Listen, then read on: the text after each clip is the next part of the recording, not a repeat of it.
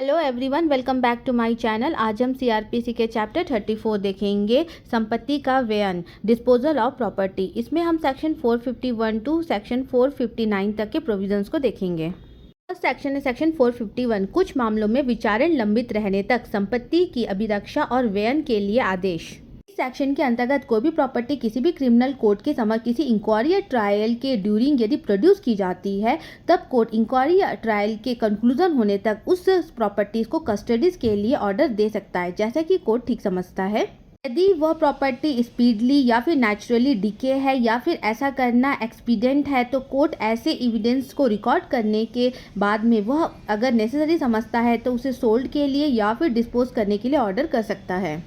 Explanation में ये कहा गया कि इस सेक्शंस के पर्पस के लिए प्रॉपर्टीज के अंतर्गत निम्नलिखित है। फर्स्ट क्लॉज के अंतर्गत किसी भी टाइप की जो प्रॉपर्टी या फिर डॉक्यूमेंट जो कि कोर्ट के सामने में प्रोड्यूस की जाती है या फिर उसकी कस्टडी में है। बी क्लॉज के अंतर्गत कोई भी प्रॉपर्टी जिसके बारे में कोई भी ऑफरेंसेस यदि किया गया अगर प्रतीत होता है या फिर जो कि ऑफरेंसेस करने के लिए अपेयर की गई प्रतीत होती है। सेक्शन 452 विचारण की समाप्ति पर संपत्ति के व्ययन के लिए आदेश। इसके सबसेक्शन 1 के अंतर्गत जब किसी भी क्रिमिनल कोर्ट के इंक्वायरी या ट्रायल कंक्लूडेड हो जाता है, तब कोर्ट उस प्रॉपर्टी या फिर डॉक्यूमेंट को जो उसके पास प्रोड्यूस की गई थी उसकी कस्टडी में है अथवा जिसके बारे में कोई भी ऑफरेंसेस किया गया प्रतीत होता है या जो किसी ऑफरेंसेस को करने में प्रयुक्त की गई है, डिस्ट्रैक्शन, कॉन्फिकेशंस और डिलीवरी करके जो कि उसका पोजीशन करने का इंटाइटल होने का दावा करता है या किसी भी अदर टाइप से जो कि उसका जो डिस्पोज करने के लिए ऑर्डर दे सकता है, जैसा कि वो ठीक समझे। सेक्शन 2 के अंतर्गत किसी भी प्रॉपर्टीज के पोजेशंस का इंटाइटल होने का क्लेमिंग करने वाले किसी भी पर्सन्स को उस प्रॉपर्टीज के डिलीवरी के लिए सबसेक्शन 1 के अंतर्गत ऑर्डर किसी भी कंडीशन के बिना या फिर इस कंडीशन पर दिया जा सकता है कि वह कोर्ट के सेटिस्फैक्शन के रूप में होते हुए वो बॉन्ड एग्जीक्यूट करे विद सिक्योरिटी या फिर विदाउट सिक्योरिटी। यदि किसी भी सबसेक्शन के अधीन अगर किया गया कोई भी अपील या फिर रिविजन्स में अगर वो सेट असाइड कर दिया गया हो, तब ऐसे में जो प्रॉपर्टी होगी उस कोर्ट को रिस्टोर कर देगा। सेक्शन 3 के अंतर्गत सबसेक्शन 1 के अंतर्गत सेल्फ ऑर्डर देने के बदले सेशन कोर्ट प्रॉपर्टीज को चीफ जुडिशियल मजिस्ट्रेट को डिलीवर किए जाने का डायरेक्ट दे सकता है, तो तब उस प्रॉपर्टीज के सब्जेक्ट में सेक्शन 457, 458 और 459 के जो प्रोविजंस मैनर से प्रोसीडिंग करेगा। के सबसेक्शन 4 के अनुसार उस कंडीशन के सिवाय जब जो प्रॉपर्टी होगी वो लाइव स्टॉक या फिर स्पीडली या फिर नेचुरली डिके है, तब ऐसे में सबसेक्शन 2 के अनुसार बॉन्ड एग्जीक्यूट किया जाएगा, जहां पर सबसेक्शन 1 के अंतर्गत दिए गए ऑर्डर जो होंगे वो 2 मंथ के अंदर या फिर उस अपील की जो प्रेजेंट की गई है वहां पर जब अपील जो है डिस्पोज ना हो जाए, प्रोसीडिंग ना किया जाएगा। सबसेक्शन 5 के अंतर्गत प्रॉपर्टी की उस कंडीशन में जिसके बारे में ऑफरेंसेस किया गया यदि प्रतीत होता है, तो इस सेक्शन के अंतर्गत जो भी प्रॉपर्टी के अंतर्गत ना केवल ऐसी प्रॉपर्टी है जो कि किसी पार्टीज के पोजीशन या फिर कंट्रोल में रह चुकी है या फिर ऐसी प्रॉपर्टी जिसमें कि जिसके लिए प्रॉपर्टीज का कन्वर्जन या फिर एक्सचेंज किया गया है और ऐसे कन्वर्जन या फिर एक्सचेंज से चाहे वह एक्वायर्ड रूप से अर्जित कोई भी चीज है। नेक्स्ट सेक्शन 453 अभियुक्त के पास मिले धन का निर्दोष क्रेता को संदाय। इस सेक्शन के अंतर्गत जब कोई भी पर्सन किसी ऐसे ऑफरेंसेस के लिए जो कि थेफ्ट या फिर स्टॉलन प्रॉपर्टी को प्राप्त करना या फिर थेफ्ट या फिर स्टॉलन प्रॉपर्टीज के लेबल के अंतर्गत अगर वो कन्वेक्टेड किया जाता है और यह एविडेंस हो जाता साबित हो जाता है कि उसने उस प्रॉपर्टीज को किसी अदर पर्सन से को विदाउट इंफॉर्मेशन के कि वो थेफ्ट या फिर स्टॉलन की गई है, यदि कोई अदर पर्सन ने अगर उस प्रॉपर्टीज को परचेस किया है और उस कन्वेक्टेड पर्सन के अरेस्ट पर उसके पोजीशन में से वो अमाउंट निकला गया है, तब कोर्ट ऐसे परचेजेस को एप्लीकेशंस पर उस थेफ्ट प्रॉपर्टी जो कि उसके पोजीशंस का इनिशिएटेड जो पर्सन है उस पर उस प्रॉपर्टी को रिटर्न करने के लिए वो ऑर्डर दे सकता है और ऐसे परचेजर के द्वारा जो भी अमाउंट होगी, जो भी राशि होगी, वह उसे डिलीवर कर दी जाएगी।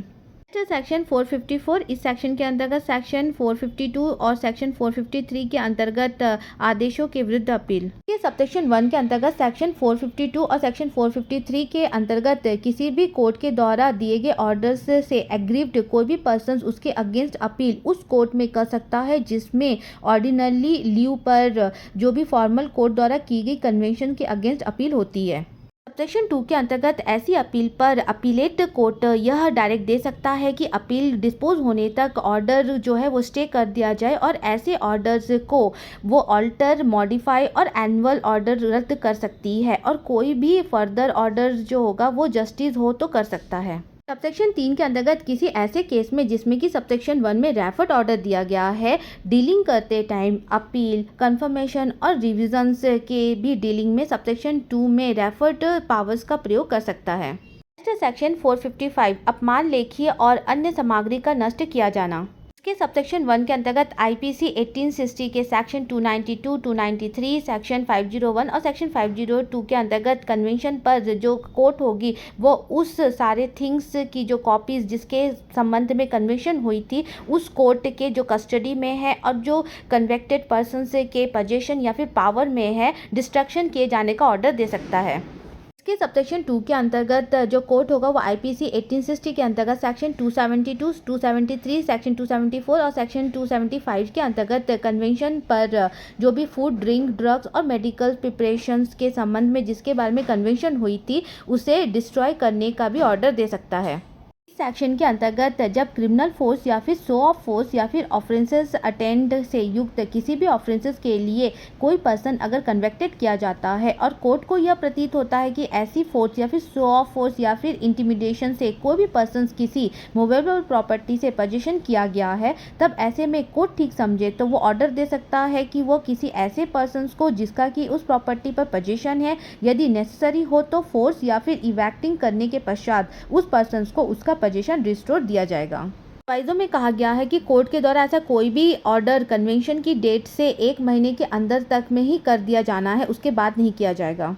सबसेक्शन 2 के अंतर्गत जहां ऑफेंसेस का ट्रायल करने वाले कोर्ट ने सबसेक्शन 1 के अंतर्गत कोई भी ऑर्डर नहीं दिया गया है, वहां पर अपील, कंफर्मेशंस या फिर रिवीजन कोर्ट यदि वो ठीक समझता है तब ऐसे में अपील, रेफरेंसेस या फिर रिवीजन्स को डिस्पोज करने के टाइम पर वो ऑर्डर दे सकता है। सेक्शन 3 के अंतर्गत यहाँ पर सबसेक्शन 1 के अंतर्गत ऑर्डर दिया गया है, वहाँ पर सेक्शन 454 के प्रोविजंस जो उसके रिलेशन में वैसे ही लागू होंगे जैसे कि सेक्शन 453 के अंतर्गत किए गए ऑर्डर के रिलेशन में लागू होते हैं। सेक्शन 4 के अंतर्गत इस सेक्शन के अंतर्गत दिया गया कोई भी ऑर्डर की ऐसे मूवेबल प्रॉपर्टी पर किसी ऐसे राइट्स या फिर ऐसे इंटरेस्ट पर प्रतिकूल प्रभाव ना डालेगी जिससे कोई भी पर्सन सिविल सूट में सिद्ध करने के लिए सफल हो जाता है। सेक्शन 457 संपत्ति के अधिग्रहण पर पुलिस द्वारा प्रक्रिया। सबसेक्शन 1 के अंतर्गत जब किसी भी पुलिस ऑफिसर्स के द्वारा किसी प्रॉपर्टीज के सीज की रिपोर्ट इस कोर्ट के प्रोविजंस के अंतर्गत किसी मजिस्ट्रेट को की जाती है और उसके इंक्वायरी और ट्रायल के दौरान ऐसे प्रॉपर्टी यदि क्रिमिनल कोर्ट के समक्ष में यदि प्रोड्यूस की जाती है तो मजिस्ट्रेट ऐसे प्रॉपर्टीज के डिस्पोजल के या फिर उसके पोजीशंस के इंटाइटल पर्सन को ऐसे प्रॉपर्टी का डिलीवर किए जाने के बारे में यदि ऐसे पर्सन यदि अभी निश्चित नहीं किया जाता है तो ऐसे प्रॉपर्टीज की कस्टडी और उसे प्रोड्यूस किए जाने के बारे में ऑर्डर कर सकता है जैसा कि वह ठीक समझे। सेक्शन 2 के अंतर्गत ऐसे इंटाइटल पर्सन्स नोन है तो मजिस्ट्रेट उस प्रॉपर्टी को उन कंडीशन पर जो कि मजिस्ट्रेट ठीक समझता है डिलीवर किए जाने का ऑर्डर दे सकता है। यदि ऐसे पर्सन्स यदि अननोन है तो मजिस्ट्रेट उस प्रॉपर्टीज को डिटेन कर सकता है और ऐसे कंडीशन में प्रोक्लेमेशन स्पेसिफाई करेगा जिसमें कि उस प्रॉपर्टीज के जो भी आर्टिकल्स और प्रॉपर्टी से कंसिस्ट उसमें किसी भी पर्सन्स का जिसके ऊपर उसका क्लेम है उससे ये रिक्वायर होगा कि उसके सामने अपेयर हो और ऐसे प्रोक्लेमेशन की डेट से 6 मंथ्स के अंदर में वो क्लेम को इस्टेब्लिश करें।